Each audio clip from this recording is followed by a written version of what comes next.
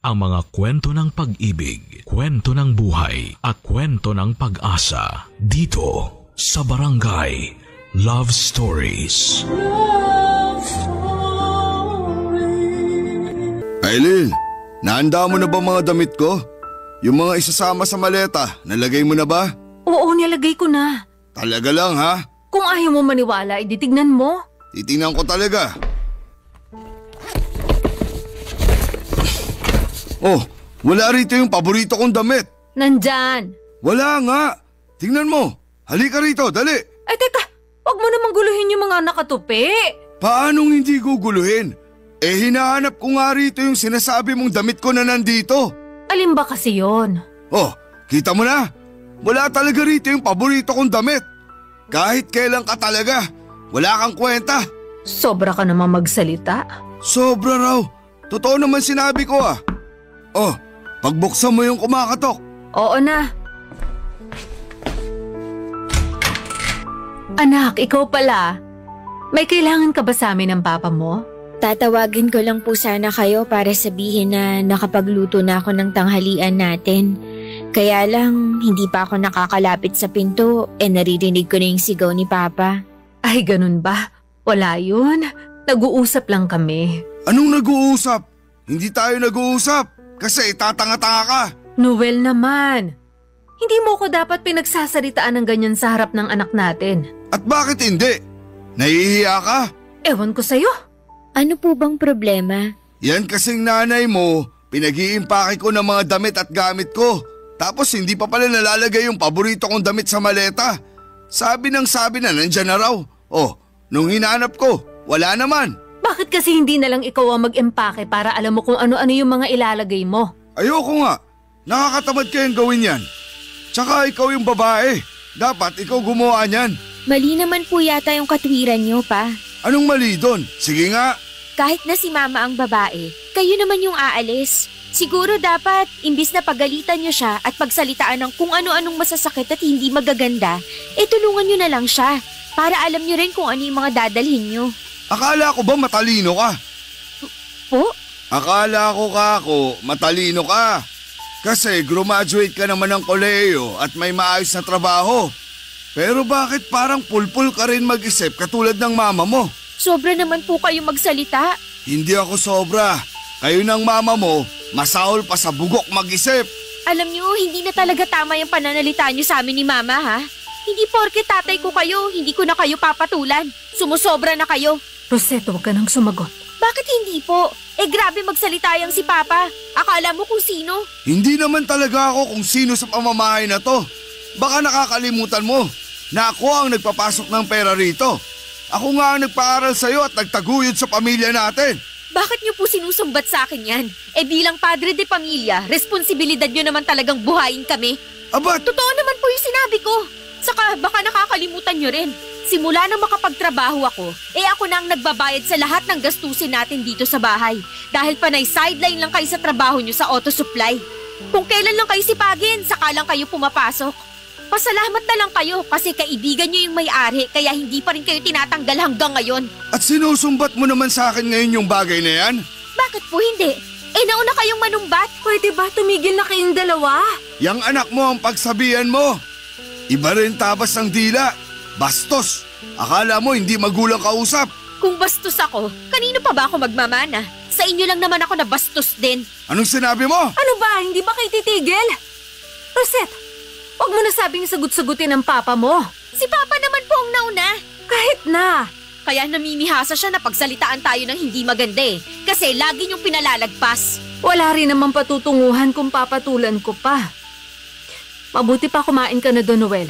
Baka gutom lang yan. Mabuti pa nga kumain na ako kaysa makipag-usap sa inyong magnanay. Kumain ka na rin doon, anak. Tatapusin ko muna itong pag-iimpake ng mga damit ng papa mo. Ayaw ko pong kasabay kumain si Papa. Tutulungan ko na lang kayo dyan. Papa Dudut, hindi yun ang unang beses na trinato ng tatay ko ang aking nanay ng hindi maganda. At nalulungkot ako dahil parang hinahayaan lamang ni Mama na gano'n ang gawin sa kanyang pakikitungo ng magaling kong ama. Palibhasa ay hindi kami ang unang pamilya ni Papa. Pangalawa lamang kami matapos niyang makipaghiwalay sa una niyang kinasama kung saan ay nagkaroon sila ng isang anak, ang ate ko. Hindi ko na matandaan kung paano nagkakilala ang mga magulang ko, Papa Dudut. Basta sinabi lang ng nanay ko na hiwalay na ang tatay sa dati niyang kinakasama. Nabuntis siya sa akin at sa bunso naming lalaki at nagsimula na silang magsama. Kaya lang, umira lang pagiging babaero ng tatay ko. Ilang beses na namin siyang nahuli ng mama ko kaya naging on and off ang pambababae niya. At hanggang sa bago siya umalis noong 2018 para magtrabaho sa abroad. Malakas ang kutob ko na ang pinakadahilan ng pag-iibang bansa niya ay upang sundan doon ang babaeng kursonada niya sa auto supply na pinagtatrabahuhan niya.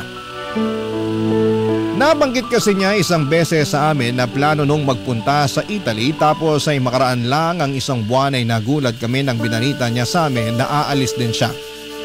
Mabilis na lumipas ang 4 na taon, 2022 na noon at ni minsan simula nang umalis si Tatay Papa Dudut ay hindi pa siya umuwi sa amin para magbakasyon.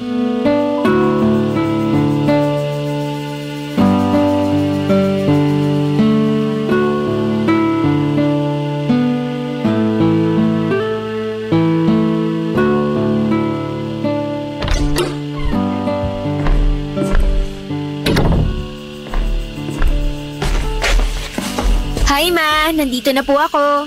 Oh, nak. Magmano ka muna. Mano po? Kumusta? Late ka na namang nakauwi. Na-traffic ka ba?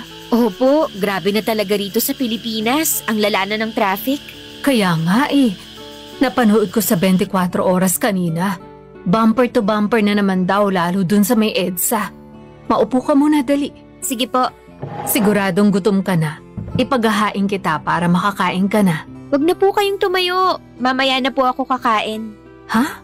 Bakit mamaya pa? 10:00 na ng gabi. Medyo busog pa naman po ako. May pa-pizza po sa office kanina. Pinamerienda nung nag-birthday.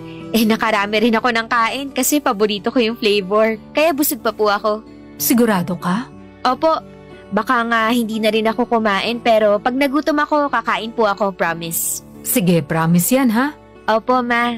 Ayoko nang nalilipasan ka ng gutom lalo na may pagkain naman tayo. Huwag po kayong mag-alala. Takot kaya magutom tong anak nyo. Dapat lang. Kahit na sumasala tatay nyo sa pagpapadala, ay sinisiguro kung may budget yung pagkain natin. Hindi na naman po ba nagpapadala si Papa? Yun na nga anak. Katatapos lang namin mag-usap. Ngayon lang bago ka dumating. Nagsabi na magpapadala raw muna siya sa nanay niya dun sa Bicol. Para matapos na yung bahay nila. Panay daw kasi reklamo yung nanay niya na lagi na lang daw tayong inuuna. Nakalimutan na raw yata sila dun. Grabe naman sa nakalimutan. Saka natural, dapat naman talaga tayong unahin ni Papa dahil pamilya niya tayo. Ayun na nga, pero pamilya rin naman niya yung nanay niya. Tsaka kilala mo naman ang papa mo, hindi rin nun matitiis yung magulang niya. Pero bakit mawawalan po tayo ng padala? Sa lagay, ibibigay niya lahat ng sweldo niya kina Lola? Hindi rin naman. Pero yung dati niyang kinakasama, nangihingi rin ng sustento. Tsaka yung isang pinsan ng tatay mo na sobrang close niya umuungot ng pa-birthday sa anak niya magdedebu. Tatay mo na lang daw magbayad ng venue, kahit yun na lang daw ang regalo. Sobra naman po yun. Hayaan mo na lang. Hindi lang ako makapaniwala na hahayaan ni Papa na walang maipadala sa atin para may maibigay siya sa iba. Mabuti sana kung ngayon lang niya ginawa sa atin na sumablay sa pagpapadala. Sa loob ng 4 na taon niya dun sa Italy, mabibilang sa mga daliri ko sa kamay kung ilang beses pa lang siya nagpadala ng pera sa atin. Malapit na tuloy akong maniwala na imbento lang niya yung mga dahilan niya. Anong ibig mong sabihin? May kutob po ako na sa ibang tao niya ginagastos yung pera niya. Diba kasama niya sa trabaho yung babaeng kursonada niya na katrabaho rin niya dati sa auto supply? Ayoko sanang isipin na may milagro silang ginagawa dun, pero kilala naman po natin si Papa. Sa totoo lang, matagal lang sumagi sa isip ko yan simula nang gustuhin niyang sumunod dun sa Italy. Nakakainis talaga si Papa, hindi niya na kayo nirespeto. Hayaan mo na anak. Ang mahalaga na lang sa akin ngayon gampanin pa rin niya ang pagiging tatay sa inyo. Hindi ko na naman mababago yung ugali niyang yan. Mukha nasa dugo na talaga niya ang pagiging babaero. Ang hirap pa rin hayaan, Ma. Basta ako, nagpaubaya na lang nung paulit-ulit niya na akong niloloko. Pero hindi niyo pa rin siya nagawang hiwalayan. Hanggang ngayon, tinitiis niyo pa rin yung ugali ni Papa. Bakit po ganun? Kayo lang naman ang kapatid mo ang iniisip ko. Lalo nag-aaral pa kayo nun. Kaya nga nung nagdesisyong umalis ang Papa mo papuntang Italy, nakahinga ako ng maluwag. Kasi hindi ko na siya makakasama araw-araw dito sa bahay natin. Pero ewan ko pa rin po. Ano bang ewan mo pa rin? Wala po. Siguro hanga lang ako sa inyo dahil natiis niyo ugali ni Papa. At kahit na hanggang ngayon hindi pa rin maayos trato niya sa inyo, pinagpapasensyahan niyo pa rin siya. Nagpaubaya lang naman ako, pero hindi pa naman ako manhid. Aminado ako na nasasaktan at nalulungkot pa rin ako sa trato sa atin ng Papa niyo. Lalo na sa'yo, anak. Pero wala akong hindi kayang tiisin. Mapanatili lang na buo ang pamilya natin.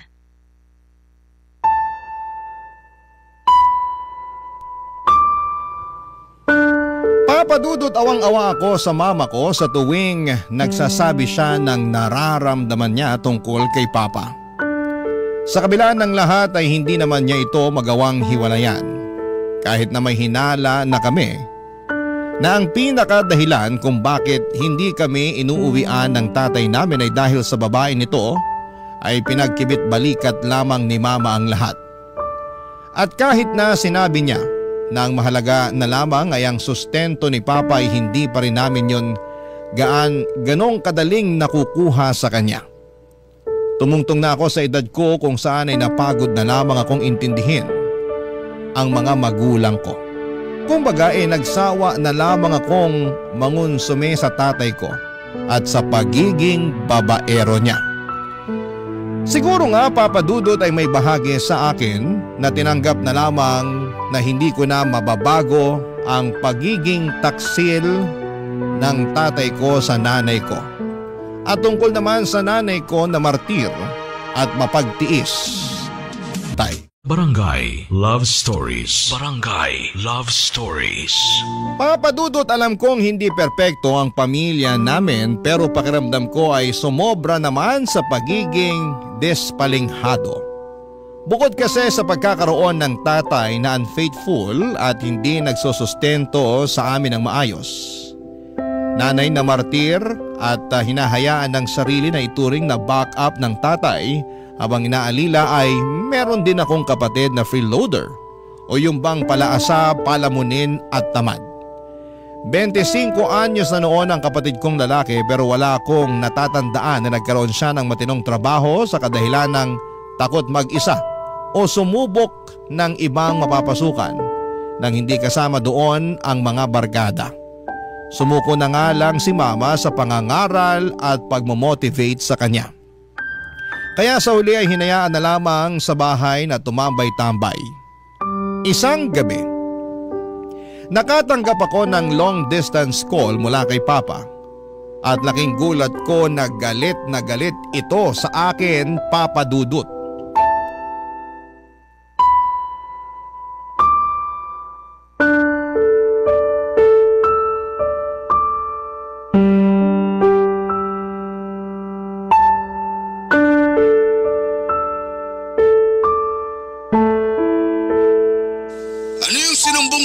Kapatid mo, pinagalitan mo raw siya nung hindi siya nagsaing kagabi. Tapos nagagalit ka rin daw sa kanya at sinasabihan mo siyang tamad? Tamad naman po talaga siya eh. Saka sinong di magagalit na pati pagsasaing, inaasa niya pa rin sa amin ni Mama. Wala ba siyang mga kamay? Palibasa, sinanay niyo kasi. Anong sinanay kong pinagsasabi mo? Totoo naman masyado niyong inispoil. Lahat na lang ng ginagawa niya tama sa paningin niyo. Ayan, nasanay. Parang wala nga ako natatandaan na pinagalitan o pinagsabihan niyo man lang yung kapatid kong yun. Kaya lumaking sutil at palaasa sa amin ni Mama. Oh, tapos ngayon nanunumbat ka na dyan. Hindi ako nanunumbat. Saka bakit ba lagi niyong sinasabi na nanunumbat ako kung totoo naman na ako yung nagpapasok ng pera sa bahay natin? Ako yung nagbabayad ng mga bills at bumibili ng pagkain. Baka nakakalimutan mong nagpapadala rin ako sa inyo. Ay, syempre! Hindi po namin nakakalimutan yung padala nyo na madalas kulang at wala pa nga. Sumusobra ka na talagang babae ka. Manang-mana ka sa mama mo. Buti na lang nagmana ako kay mama at hindi sa inyo dahil ewan ko na lang talaga. Pasalamat ka, nandito ako sa ibang bansa. Kundi nakatikim ka na talaga sa akin. Napakabastos mo. Kung bastos na ako, kumusta naman yung paborito nyong anak? Tamad na nga, palamunin pa. Dapat siguro siya yung pinagsasabihan nyo imbis na ako. Kasi alam ko mga responsibilidad ko sa pamamahay na to. Pag nakauwi na ako dyan, malalaman mong hinahanap mo. Wala po akong dapat malaman. Baka kayo meron. At ano naman yon? Maging responsableng tatay sa amin at kinakasama kay mama. Ay, talaga naman. Ibababa ko na po yung tawag. Inaantok na ako. Sandali, kinakausap pa nga. Bukas po yan. Ano nangyari? Wala po. Anong wala? Umiiyak ka nga. Tsaka, papa mo ba yung kausap mo sa cellphone? Opo. Tumawag siya sa akin. Patulog na ako para lang pagalitan. Ha? Bakit naman niya ginawa yun? Yung magaling ko kasing kapatid, nagsumbong lang naman kay Papa na pinagalitan ko raw siya nung hindi nakasaing kagabi. Totoo naman yun, nagalit ako dahil pag-uwi ko wala pang pagkain. Di ba, masama pakiramdam niyo nun. Tapos siya, busy lang sa paglalaro ng mobile games. Ako pagod din, galing sa trabaho. Gutom na ako noon, kaya nagalit ako. Ako naman na may kasalanan nun. Wala po kayong kasalanan. Sabi ko nga, masama pakiramdam niyo, di ba? Saka, alam naman niya yun. Palagi siyang nandito sa bahay eh. Ano, sa lagay, hindi niya napapansin? Ang hirap kasi sa kapatid ko, masyado niyong sinanay ni Papa. Lalo na si Papa, kasi paborito niyang anak yan. Hindi naman siguro. Ano pong hindi? Halatang halata naman kay Papa na palagi niyang pinapaboran yung kapatid ko. Pero pag ako, kulang na lang itakwil niya. Ano pang sinabi sa'yo ng papa mo? Marami. Puro masasakit. Pero hindi ko naman siya masisisi kasi sinagot ko rin naman siya. Kaya nga dapat na nahimik ka na lang. Hindi ko po kaya. Lalo na nasa katwiran ako, Ma. Oh, kaso nagkakasakitan kayo ng papa mo. Masakit naman na po siya magsalita. Wala nang bago dun. Saka hindi po ako katulad niyo na kayang magpaubaya at magtiis sa trato niya sa akin. Sobrang unfair niya lang kasi. Mas kampi pa siya sa kapatid ko na tamad at walang pakiramdam. Noon pa lang kasi gusto na ng papa mo magkaanak ng lalaki. Kaya nga tuwang-tuwa yun nung sinilang ko yung kapatid mo. Nandun na po tayo. Pero anak din naman niya ako. Kaya sana pantay yung trato niya sa amin. Lalo na sa akin na palaging sumasalo sa kakulangan niya sa pamilya natin bilang padre de pamilya. Kaya nga di ko na rin napigilan pagsabihan siya na dapat maging responsable siya sa atin eh. Sinabi mo talaga sa kanya yon? Opo, para alam niya. Sa tingin ko, alam naman ng papa mo yon. Pero hindi lang niya matanggap. Alam niya pero wala lang talaga siyang pakialam. Ayos lang na hindi siya makapagpadala sa atin ng regular kasi may iba siyang sinusustentuhan dun sa ibang bansa. Saka nandito naman ako para sumalo sa mga pagkukulang niya. Pero hindi niya ba naisip na nakakapagod na? Paano na lang kung wala na ako? As in, ngayon mismo, paano po kayo ng tamad kong kapatid?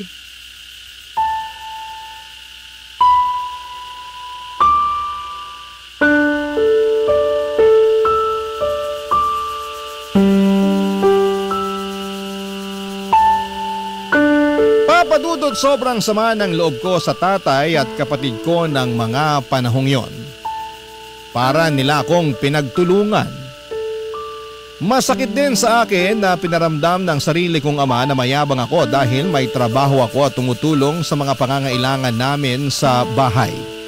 Pakiramdam ko tuloy na mga panahong yon ay napakawalang kwenta ko kahit na ginagawa ko naman ang lahat para itaguyod ang pamilya namin. Bagay na hindi nagagawa ng maayos ng sarili kong ama. Simula ng gabing yon ay nagising ang natutulog kong galit para sa tatay ko. Feeling ko ay nagsama-sama na lahat ng mga sama ng loob ko. Simula papadudot ng pabayaan niya kami at ng babae siya. Naging malayo din ang loob ko sa kaisa-isa kong kapatid dahil halatang paborito siya ng tatay namin. At ang tanging kakampi ko na lamang sa bahay ay ang mama ko. Sa kanya ko sinasabi lahat-lahat. Pero noong nag-2024, aminado ako na nalimitahan ako sa lahat ng bagay. Papadudot, hindi rin kasi nakagagaan ang loob ko. Lalo na at nakikita ko na mabigat din ang pinagdaraanan ni nanay mula sa tatay kong wala naman sa hulog at walang pakialam sa amin.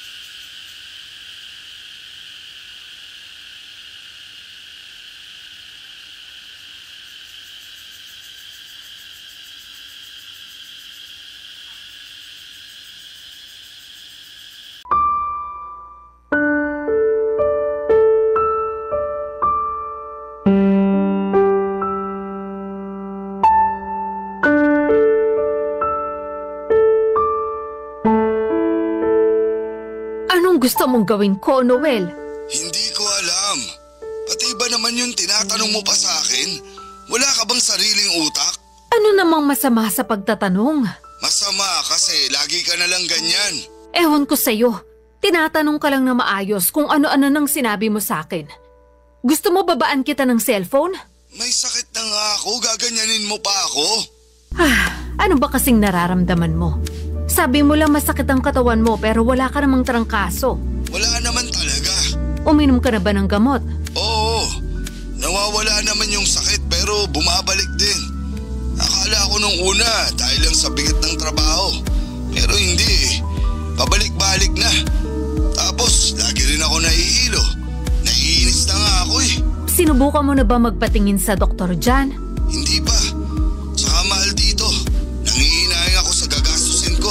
Noel naman, kung may nararamdaman ka na hindi na nadadala ng gamot, pumunta ka na sa doktor. Hindi ka ba nakakaintindi?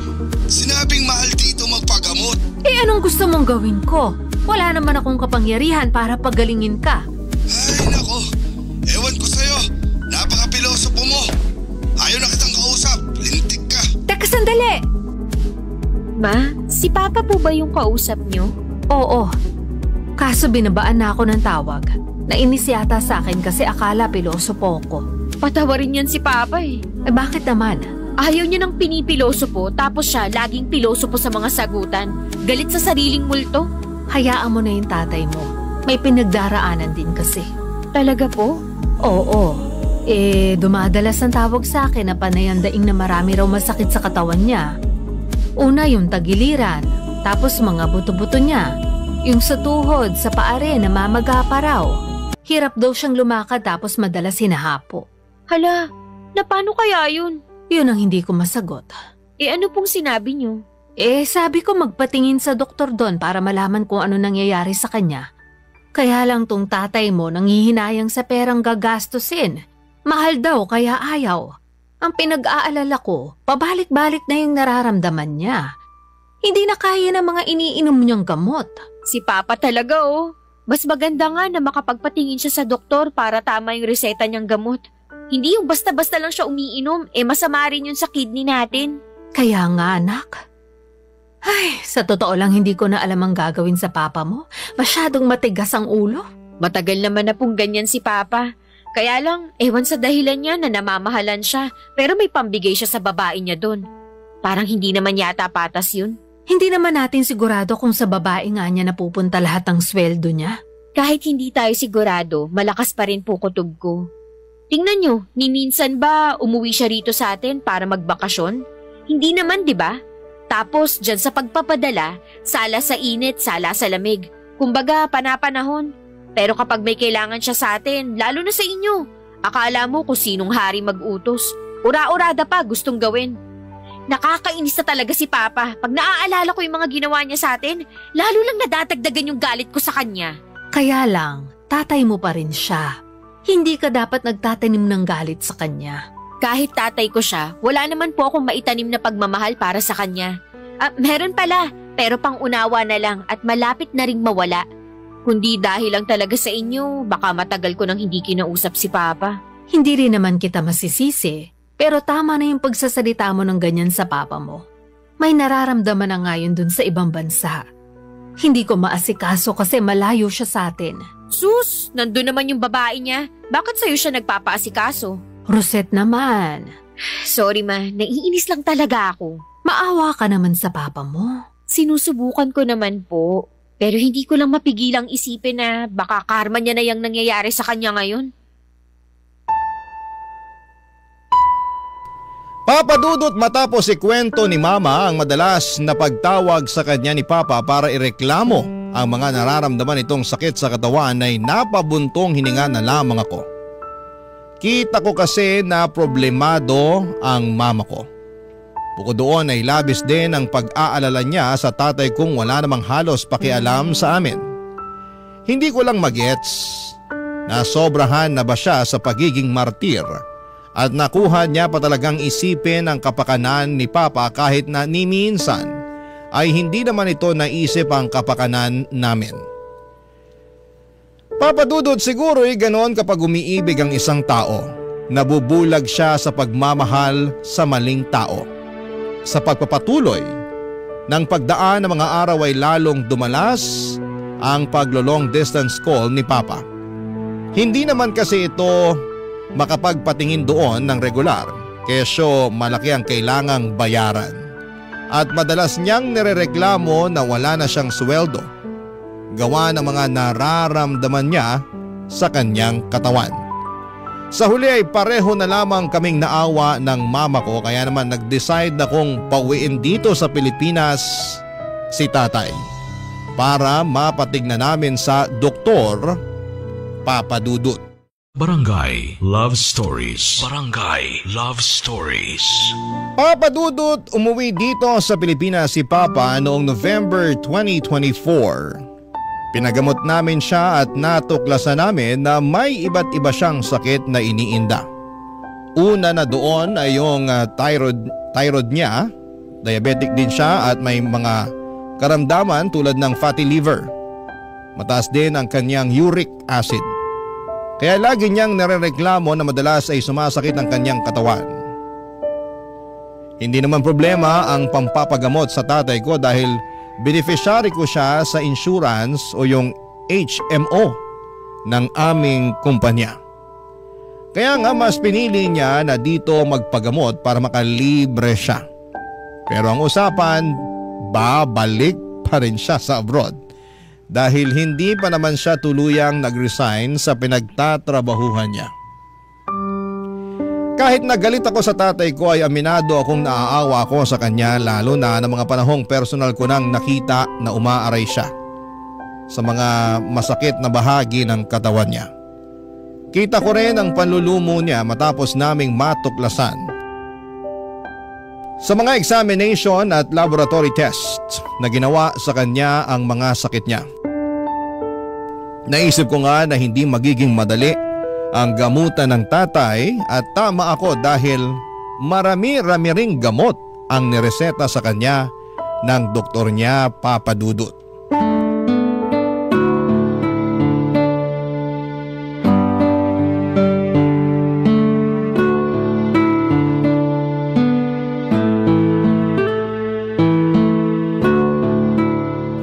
Nasaan ba yung kapatid mo, Rosette? Lumabas po yata kasama ng mga tropa niya, nag-basketball.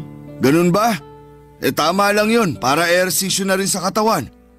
Naalala ko nung kabataan ko, ganyan-ganyan din ako. Oo nga, pero bata ka pa rin naman. Bata pa nga, kaso marami nang iniinda. Pero nagagamot pa naman daw, sabi ng doktor, di ba? Kailangan mo lang sundin yung payo nila. Tsaka inumin yung mga gamot na nireseta nila. Ayoko nang inumin yung mga gamot na yan. Nasusuka na ako dyan. Ano? Bingi ka ba? Sabi ko, ayoko nang inumin yung mga gamot ko. Bakit ayaw mo? Makakatulong nga sa'yo yun para gumaling ka. Nasusuka na nga ako. Paulit-ulit naman tayo, Aileen. Tama naman po si Mama. Makakatulong sa inyo yung mga gamot nyo para gumaling kayo. Saka ang mahal-mahal nun, hindi yun covered ng HMO ko. Binili ko yun gamit yung sweldo ko tapos hindi nyo lang iinumin? Ayan ka na naman sa panunumbat mo sa akin eh. Sinabi ko bang bilan mo ako ng mga mamahaling gamot na yon? Hindi po ako nanunumbat. Ang akin lang, sana maisip nyo na ginastusan ko kayo. Para rin naman po yun sa inyo, kaya wag na kayong magmatigas. Hirap sa inyo, daig nyo pa yung batang 1 taong gulang. Anong sinabi mo? Gusto mo talagang masampal? Sige, subukan nyo para may kalagyan kayo. Rosette, Noel, tumigil na nga kayo. Nasa harap tayo ng pagkain, no? Bakit akong pinagsasabihan mo? Yang anak mo ang sawayin mo. Dinig mong pinagbantaan ako, di ba? Hoy, Rosette, bakit? San mo ako ilalagay pag nasampal kita dahil sa kabastusan mo? San pa ba? Di ipapadampot ko kayo sa mga pulis. Aba, talaga naman. Nak, wag naman sanang humantong sa ganun, no? Tatay mo pa rin. Nakita niyo bang kamuntik niya na akong saktan? Tapos gusto niyo isipin ko pa rin na tatay ko pa rin yung tao na yan? Alam niyo ba kung gaano kahirap yung pinagagawa niyo sa akin, Ma? O ano? Hindi na po kayo nakapagsalita kasi totoo. Ang tagal-tagal kong inisip na tatay ko pa rin kayo sa kabila ng trato niyo sa akin at sa nanay ko pa. Palagi ko kayo pinagpapasensyahan kasi naaawa ako sa inyo. Nung sumasala kayo sa pagpapadala sa amin, hindi kayo nakarinig ng isang reklamo mula sa amin ni Mama, di ba? Kasi may trabaho naman ako at kaya ko pa naman suportahan tong pamilya natin. Pero ibang usapan na yung tumawag kayo para lang pagalitan ako dahil mas kampi kayo sa kapatid ko. Sa huli, pinagpasensyahan ko pa rin kayo, lalo na nung dumalas na yung pagdaing nyo na masakit ang katawan nyo. Pinauwi namin kayo rito para makapagpagamot. Inasikaso kayo ni Mama mula nang tumapa kayo sa pamamahay namin. Pero ni minsan, simula nung umalis kayo para mag-abroad, hindi nyo kami naalalang uwian dito. Tapos ngayon, ginastusan ko kayo sa mga gamot nyo para lang sabihin yung hindi nyo nag-iinumin kasi nasusuka kayo? Anong klaseng utak po ba meron kayo? Sagutin niyo ako! Bakit nananahimik kayo dyan bigla? Diba, lagi kayong hindi nauubusan ng mga katwiran? Kahit nga bulok na at baluktot, tinutuwid niyo pa rin. Kasi ayaw na ayaw yung pinagsasabihan kayo. Anak naman, tama na, please. Huwag mo nang pagsalitaan ng ganyan yung papa mo. Walang mali sa mga sinabi ko sa kanya. Saka, ayan na naman kayo sa palagi niyo akong inaawat kapag nagsasalita ako ng totoo kay Papa. Minsan, hindi ko mapigilang isipin na mas kampi pa kayo sa kanya kaysa sa akin. Hindi totoo yan. Wala akong kinakampihan sa inyo ng papa mo. Hindi ko na alam kung maniniwala pa ako sa inyo eh. Mas martir pa kayo kaysa sa mga bayani natin. Mabuti pa, matulog na po ako. Nawala na ako ng gana kumain. Papa Dudut, 2 linggo lang ang leave ni Papa pero masasabi ko na hindi talaga mabuti ang ilang araw pa lang na pagsasama namin sa iisang bubong.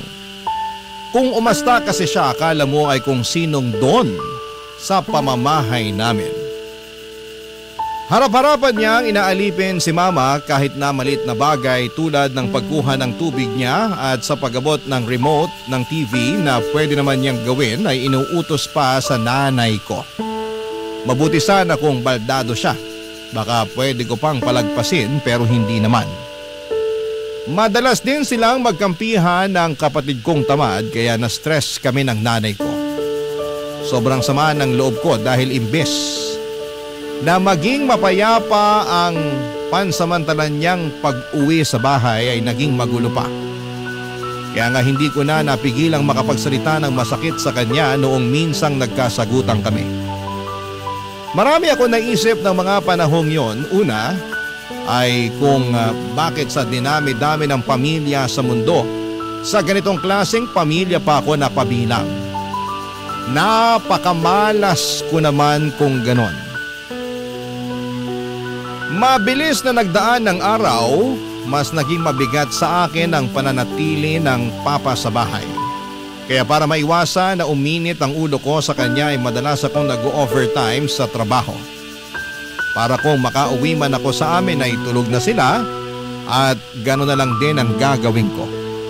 Maaga rin akong umaalis upang maiwasan na magpang-abot pa kami. Tuluyan ako na wala nang pakialam sa tatay ko kahit na magkasama pa kami sa iisang bubong ng mga panahong yon, Papa Dudut.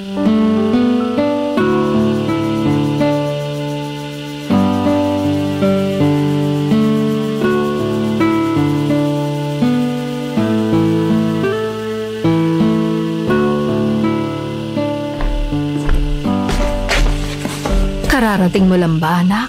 Ma? Opo, kararating ko lang po. Pero bakit gising pa kayo? Hinintay talaga kita. Galing lang ako sa CR. Tapos narinig ko parang may nagbukas ng pinto. Kaya naisip ko na ikaw na agad yan. Okay po, pero bakit niyo po ako inantay? Gusto sana kitang kausapin. Pero kumain ka na ba? Kung hindi pa, ipaghahain kita. Wag na po, kumain na po ako. Tara po, upo muna tayo sa sofa para makapag-usap tayo. Sige. Tungkol saan po ba yung pag-uusapan natin? Napapansin ko kasi na madalas late ka nang umuuwi. Tapos maaga ka aalis. Hindi ko alam kung nakakakain ka pa ba ng mabuti. Kasi hindi na kita napaghahandaan ng baon lalo sa umaga. Sa gabi hindi mo naman kinakain yung mga pagkain na tinira ko sa iyo. Nag-aalala lang ako sa iyo, Rosette. Sorry po, Ma. Tungkol sa bagay na yan, kumakain naman po ako. Madalas nga lang sa office at lagi lang po akong umu-order kahit na magastos. Bakit nga? Pwede naman kitang ipaghandahan ng baon mo. Ayoko lang po na gawin nyo yun. Nagtatampo ka pa rin ba sa akin? Sa amin ng papa mo? Sa totoo lang, opo. Sinadya ko po na magpalit ng uwi at umalis ng maaga para hindi ko kayo makita at makausap. Hanggang ngayon kasi masama pa rin ang loob ko sa inyo. Naiintindihan ko naman. At alam ko malaki rin talaga yung pagkukulang at kasalanan namin sa iyo ng papa mo. Opo, pero syempre hindi ko pa rin naman po kayo kayang tiisin. Nagtatampo ako sa inyo pero namimiss ko pa rin kayo. Lalo ka na, Ma. Kasi ikaw lang naman talaga yung kakampi ko rito sa bahay natin. Kahit na minsan kinukonsinti mo si Papa at yung kapatid ko. Alam ko, ikaw pa rin yung pwede kong asahan na malalapitan pag kailangan ko. Oo naman. Sinabi ko sa iyo nung bata ka pa na hindi mo lang ako mama. Best friend mo rin ako. Kaya dapat lang na magsabi ka sa akin ng mga nararamdaman mo. Natatandaan ko nga po yan, pero may aaminin po ako sa inyo. Ano yon? Hindi na po ako masyadong nagkukwento sa inyo. Sinarili ko na lang po yung nararamdaman ko dahil wala rin namang magbabago. Kahit na magreklamo pa ako sa inyo ng paulit-ulit tungkol sa ugali ni Papa, hindi niyo pa rin naman siya hihiwalayan eh. Alam ko sa kabila ng ugali niyang yun, mahal na mahal niyo pa rin siya. Hindi naman mahal na mahal. Siguro mahal lang kasi meron kaming pinagsamahan at may mga anak kami. Kayo yun ang kapatid mo. At saka naaawa ko sa sitwasyon ng papa mo ngayon. Tingnan mo, hindi nga siya maasikaso ng mga taong tinulungan niya minsan. Pati nung babae niya dun sa Italy kung totoo man na may relasyon sila. Sa atin pa rin siya umuwi at tayo pa rin ang kailangan niya. Pero di ba ang unfair nun? Kasi pag masaya yung nangyayari sa kanya, ibang tao kasama niya. Pag malungkot at mahirap, sa atin siya pumupunta. Unfair nga, pero siguro ganun na lang ang papel natin sa buhay ng papa mo. Kaya nga hindi rin kita masisi nung pinagsalitaan mo siya na masakit. Sa tingin ko natauhan din naman siya, pero hindi lang niya kayang aminin. Yan ang hirap kay Papa, masyadong ma-pride. Oo, at kahit na siya pang magmukhang masama, hinding-hindi niya ibababa yung pride niya. Pero wag ka mag-alala, kinuusap ko na naman siya. Ano pong pinag-usapan niyo? Marami. Sinumbat ko sa kanya lahat-lahat ng mga hinanakit at sama ng loob na kinimkim ko. Simula pa lang nung araw na nagloko siya. Sinabi ko rin ang mga kapabayaan niya sa atin. Wala na akong pakialam kung may nararamdaman siya kasi mas matalas pa rin naman ang dila niya kung makapagsalita sa atin. Kahit na may sakit siya. Ano pong sabi ni Papa? Wala, natahimik. Tapos nun umalis na ako para maligo. Grabe, iba pala sa pakiramdam kapag nailabas mo lahat ng mga kinikimkim mo. Nung matapos ako maligo, nakita ko nagluluto ng tanghalian. Gulat nga ako kasi hindi naman niya yung ginagawa simula nung umuwi siya rito sa atin. Kung ako yung nakakita, baka magulat din ako. Pero hindi po ba kayo natakot? Natakot saan? Kasi baka nilagyan niya ng lason yung pagkain niyo matapos nung lahat-lahat ng mga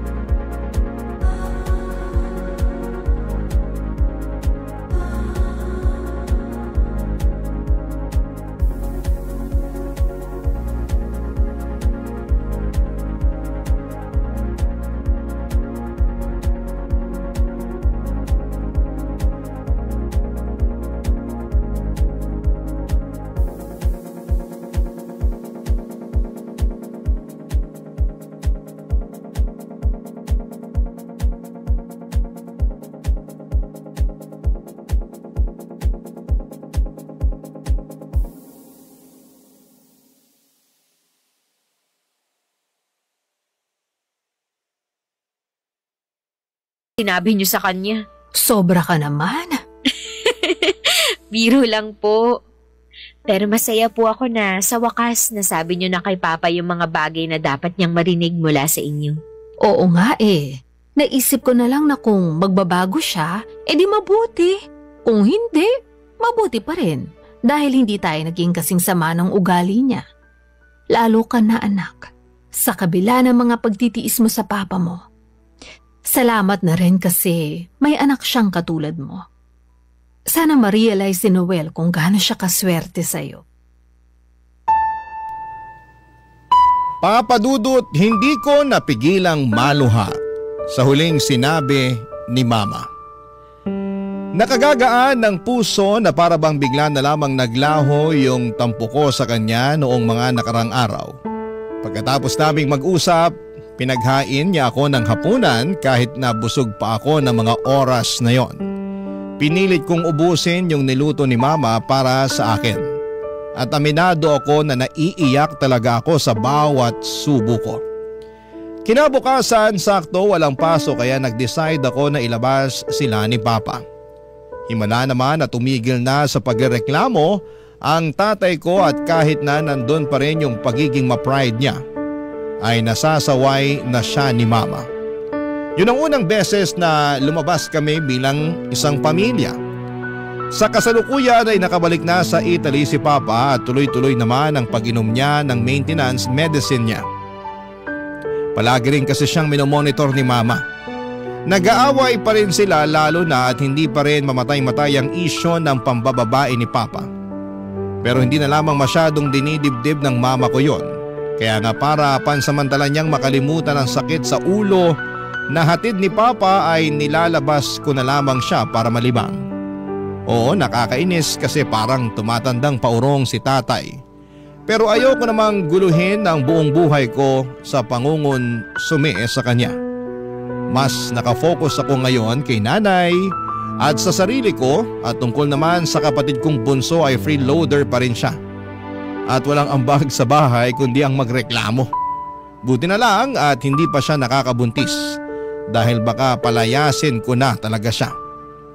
Maraming salamat po Papa Dudut, sakaling mapili po ninyong i-air ang storya ng buhay ko. Ang masasabi ko lang sa mga kapwa ko breadwinner at pareho ng pinagdaraanan sana ay mas maging magaan ang susunod na taon para sa atin. Dahil deserve nating maging masaya at mabuhay sa isang stress-free environment. Hanggang dito na lamang po ang sulat ko. God bless and more power sa Barangay Love Stories. Ang inyo forever kapuso at ka-Barangay Rosette. Barangay Love Stories. Barangay Love Stories. Ako, gigil na gigil talaga ako sa nangyayari sa kwento natin. O ikaw, kabarangay, kumukulo rin ba dugo mo? Pwede kang mag-iwan ng comment sa ating comment section. Nagustuhan ang iyong napakinggan? Ituloy yan via live stream sa www.gmanetwork.com/radio. Barangay LS in Mega Manila 97.1. Forever!